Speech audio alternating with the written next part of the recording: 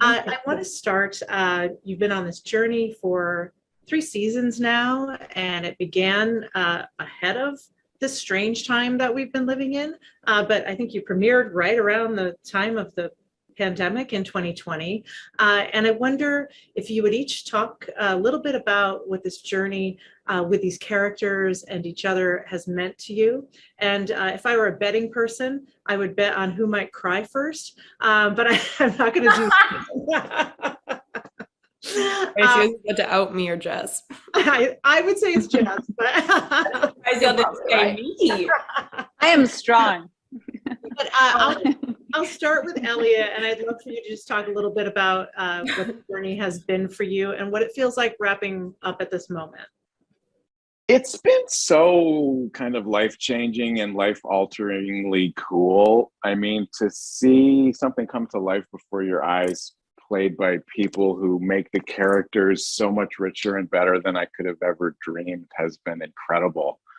And then to kind of reach fans the way we've reached fans with this level of passion and sort of inspiring their own creativity to make stuff is kind of every creator's dream, to kind of connect. And like, you're happy if there's like 5 of them, you know, but we have a lot more than 5. And I don't know, it's just been an incredible journey. I'm so proud of all of us to have kind of weathered how challenging it's been to make a show during these times.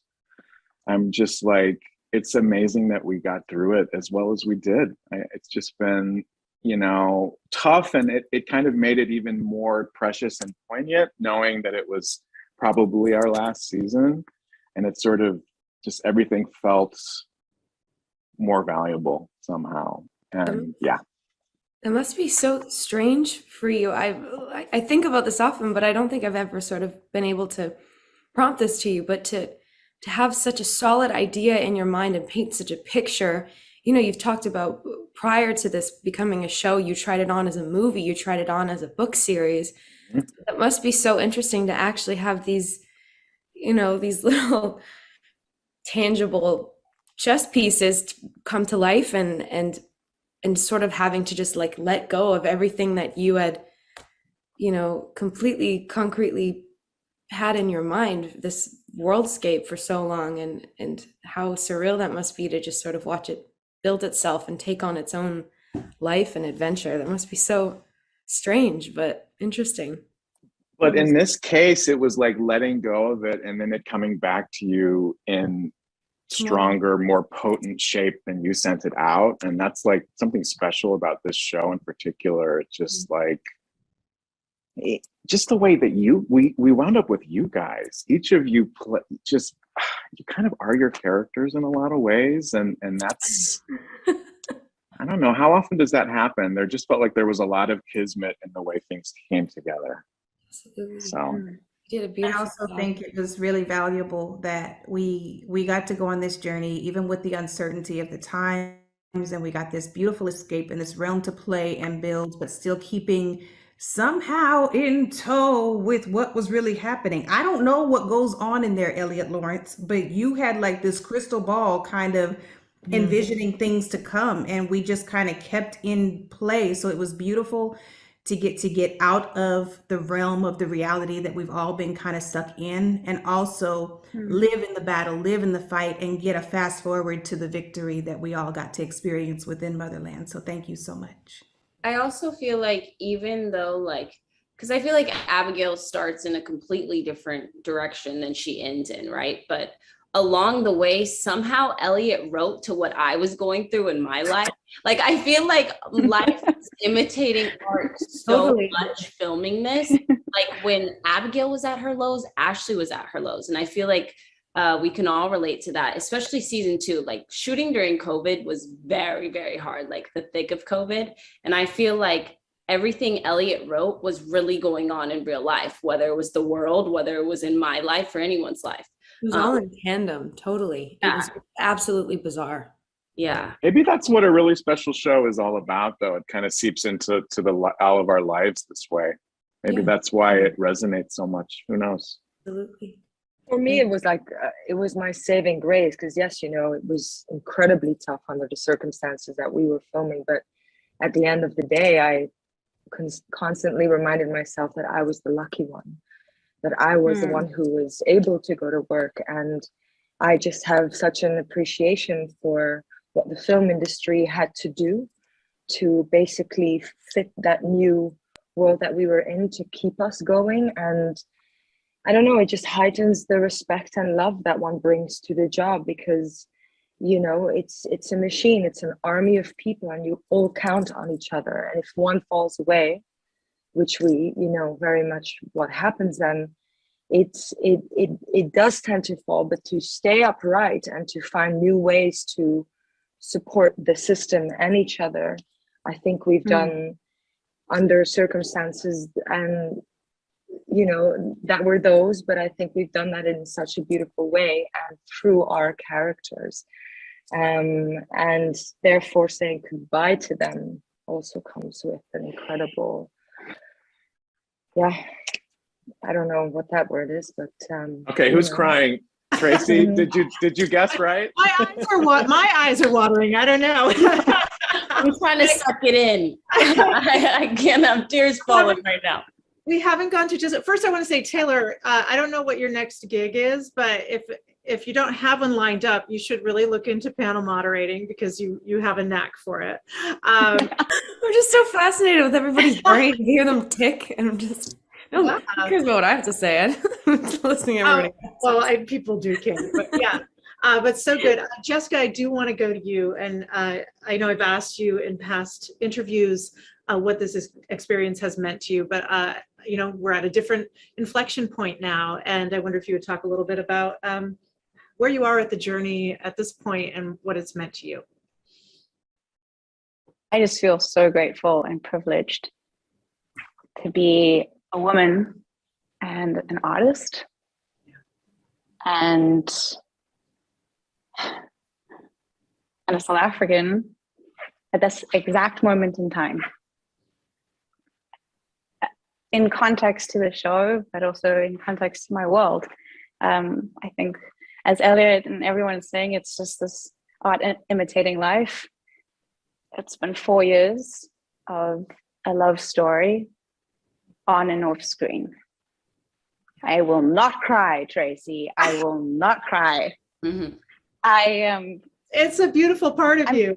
I am wide open to, I think I'm still processing, having just finished shooting. Like, it feels like yesterday, but I know that we've had some downtime now, and it's still percolating. I feel so privileged to have been a part of a show that speaks into purpose and power, to have played a character that has helped me stand in my strong and be more honest and stay open. Just stay open, no matter how hard it can get. And life promises pain. So the resilience and endurance and the character that you ultimately need to build is, as we all mature into who we need to become. Season 3 speaks a lot into destiny, and without ruining anything, I won't go into spoilers. It just was full circle for me. Playing Tally, there was the last day I walked off set, there was not anything that I wished I could have done with the character. It was just like I had this epic feeling of it wasn't closure, it was each as an artist. I felt, how lucky am I to get these people who aren't amazing in just their caliber of excellence and skill and craft, but the bonuses that I like them, I love them. And it's that unprofessional to say, but it's just, I'm the luckiest person that I know. So I just walk away from this experience with a heart full of gratitude, feet firmly grounded, and I find myself beginning again. Thank you for that. Which is a soul. Thank you. Yeah, but parting is painful, but I get to walk away with these people who have been my mentors and my friends. Yeah, so it's not a goodbye. Yeah, and Amalia, I know it's hard to come after Jessica, but I do really want to know what you're feeling at this juncture as well, and how it's been with this third season. Well, I guess it's a bit of a piggyback, but to me, and we discussed this, all of us before we wrapped, that it's these 4 years, 3 and 4 years, have been like, what can you compare it to? And it's like, is it like going to high school with some people? Like you're put in this, or like in the trenches, like, but you're put with these people, and as an actor, you don't usually get to pick who you work with. You just have to trust that it's with the right people and for this thing to work. And I don't know, my mind's just spinning about who.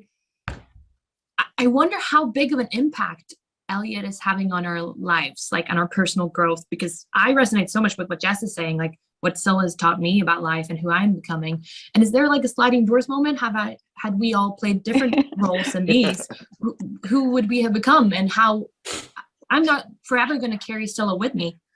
And the insight I've gotten into these other characters, and just, yeah, it's been wonderful. It's been amazing 4 years, and I'm so grateful that you, Elliot, and your co-producers gave me personally the privilege of playing a role on this show, because I've loved it. I've loved it so much. And yeah, thanks for hiring these other people, because they were great. They were so much fun to work with. Can I be kind of indulgent and ask, I actually would love, I'm going to take control here. I'm going to ask each of you what your character, what you're going to bring from Scylla into the rest of your life. Well, Ellie, I must say that was one of my questions. So thank you for anticipating. Oh man, Brilliant minds think alike. You're in charge. It can be and it doesn't have to be some deep thing. It can just be like a but it walk. is.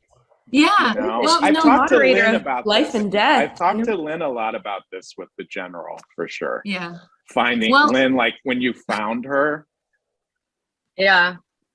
No, because that was, for me, was the biggest challenge was like the level of difficulty, just because of the accent, and I'm a farm girl from Belgium, and I had to go and play this general, and for me it was just like, how do people believe that? How do I believe it? And how does someone like that rule and lead with both incredible vigor and strength, but also with truth, and it was that confidence that I needed to look. And so I think what I'm taking Alder with me. I mean, wherever I go, General Alder has changed my life so incredibly. And there was a point where I had to choose, because there was another offer on the table, and I was like, I just, I was growing my hair and nails already to play Alder. I so fell in love with her, because I think she was maybe the missing link in the woman that I wanted and needed to become, which I now have, and which I am taking with me. So Elliot, thank you for that. So nice. Beautiful. Well, I asked you, Amalia, and then I didn't let you answer. I'm sorry. No worries. Well, I mean, the easy answer would be that in the pilot in season 1, she really like taught me to flirt a little bit. But then ever since, I can't just say that that's the biggest takeaway, because It's totally valid. On me, girl. I mean, it's one of these things where we're all at different stages in our lives, and I would say that these years have been formative for me, but it's also been the first time I've been away from home that much, and it was tough, of course, but it was also awesome, because I never would have put myself away from home that much. I've never planned to move abroad or anything like that, but because of Motherland, I kind of did, and that was so cool that I could do that on my own. And I don't know, yeah, so it's like very intertwined, this whole experience and playing Scylla. And just from the character, I would say to not maybe, I don't know, to be more not independent, I don't think that's the word I'm looking for, but there's something, guess what, kind of what Jess said too, like holding your own ground. Is that- Self-possession, Yeah, self-possessed. Yes. Like, and then I'm like, well, I'm or is it enough. just these 4 years of getting older? It's hard to know what's what, but it was really, really wonderful to get to learn so much about film production, because when you're in a role like this, you see everything that's happening, and that has been an amazing takeaway as well. Yeah, and I resonate so much with the romantic in Scylla. So I don't know if that was before or after, who gave who what, but So do I. I mean, like every single face here has taught me so much about how I now understand myself and how I now understand people in the world. You know, I've been encouraged, I've been humbled, I've just watched these people before me as teachers and learned to listen more rather than talk, and that I know nothing. I'm this very small piece in this massive working machine, and Rael really taught me what it means to lead when it's important, and to let others take lead when to learn how to say, I don't know how to do that. I don't know how I feel. I don't know what that means. I don't, and the navigation of sort of succumbing to understanding that things are bigger than you, and leaving room for that. But then, also she's completely changed the trajectory of my life, just in terms of storytelling and what's important to me, and where I stand in my queerness, and being an ally, and how I want to tell stories, and what's important to me, and how I take roles in the future, and what I stand for, and the message that I want. I started writing screenplays. I've started making music. I've started, like, all of this has come from the roots of the thing that Elliot birthed, that just started as an idea that was manifested into things you can touch and feel and experience. And there's no thanks great enough to wrap that experience and tie it with a bow. They're just like, there's not verbal communication. It's just an understanding. It's a feeling, and it's just being present and being loved and giving love. And that's the most you can give to this. It's so much greater than I think any of us could possibly try to attach words to. But I mean, here we are trying, so. I feel like for me, like season 1, Abigail gave me this sense of confidence that I didn't have. Like, she was so confident, whether it be with boys, anyone. Like, I would step in her like BDU boots. I remember I was doing a stunt rehearsal, and Ernest was like, you're just not getting that. And I like put on my full uniform and I got it. Like, I just had the confidence from Abigail's shoes, honestly. But I feel like over time, throughout all the 3 seasons, she's taught me that, like, it's okay to fail and, like, accept that and sit in it. And, like, you just got to keep going and keep pushing on. Like, it's okay. And it's also okay to ask for help when you don't know the answers and you don't know where to go when you're at your lowest. I feel like season 2, she really taught me that.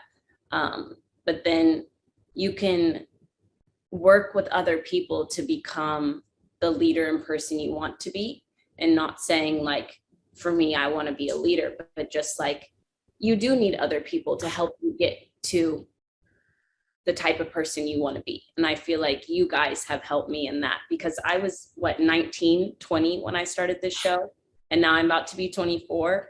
I really, like, those were my most, like, transformative years, and I spent them with these people. They've seen me cry, they've seen me angry, they've seen all of it, and I feel like they've helped me grow as Ashley, just as Abigail has helped me grow as Ashley. So yeah, I feel like just leaning on people, and you know, it's okay to fail and cry and throw a fit, but you're gonna make it through either way, because we all do in some way in this show and in life. So Asking for help, Ash, that's a great one. That's a big one. yeah. Knowing that you Yeah. don't have to do it all by yourself. How about you, Demetria? We haven't heard about what you've learned from Anacostia and playing really an interesting character, I think, because of Anacostia's relationship both with Scylla and then with Alder, and kind of being in this interesting space of understanding various perspectives. There were a couple of thoughts that flashed through my head like a ticker tape. One was, I'm right. Not in a not in a dismissive, condescending, typical Virgo kind of way, but in this desire and in this okayness to trust your instincts. Anacostia leaned so heavily on Alder at the beginning, and she saw Scylla as such a no, and she saw the potential in these girls, but then at times she was like, you know, it was just a lot of different emotions that had Anacostia looking like a duck above the water, and underwater she was kind of like, what in the absolute? So in that, she had to learn to trust herself and be okay with trusting herself and finding her own path. But that was for Anacostia. And what I would say that she taught me was that we're always on a path of learning. I think somewhere in my subconscious, I always knew that, but watching these younger people, I'm fine with it. I really am.